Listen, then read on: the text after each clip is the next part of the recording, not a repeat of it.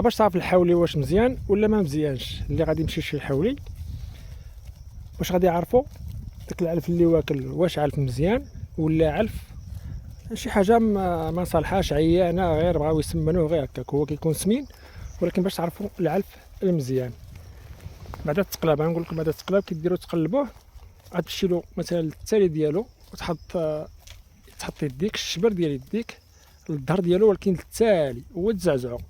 الا تزعزع كامل عرفوا راه عارف مزيان، ما تزعزعش كامل عرفوا راه يعني ضعيف. وحاجه واحده اخرى، غادي تمشي للديل ديالو وغتقرب حتى للتالي وغادي سميتو تبرك عليه. الا لقيتي العظام معظم عرفوا راه ما كاينش منه، لقيتيه ملحم عرف بان الحولي راه مزيان. هادو جوج تقليبات. غادي نمشيو للعلف. العلف غادي تقبط الحولي وغادي تهبط نيفك وغتشمو، غتحلو فمو وغتشمو. الا كان كيطلق الحموضيه عرف العلف ديالو راه واخا يكون سمين ولكن العلف ما خدامش. العلف عيار، ملي غادي طيبو ما غاديش يعجبك، داك اللحم ديالو ما غتعجبكش، تجيك فيها شي زفره خايبه. ولا كان يعني ملي غتحط نيفك غتشم الريحه يعني ديال الكسيبه، عرفوا راه معلف علف مزيان.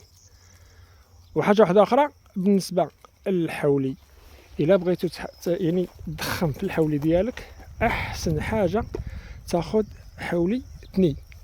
احسن حاجه حولي تني كيكونوا جوج سنينات في الوسط من التحت، خلاص من الفوق راه ما كيكونش عنده السنان، راه اي حاجه ما كتكونش عندهم السنان، ولكن من التحت كيكونوا واحد جوج سنينات طالعين رقاق، كيكونوا رقاق.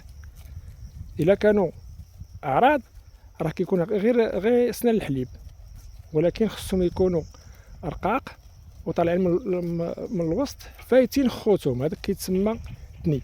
هذاك مخير، هذاك كيعجبك. نعم سيدي، بغيتي تصفورو غادي يجي مزيان، بغيتي طيبو غادي يجي مضخم، ما غاديش يعذبك، يعني في اي حاجه غادي يكون مزيان. السلام عليكم.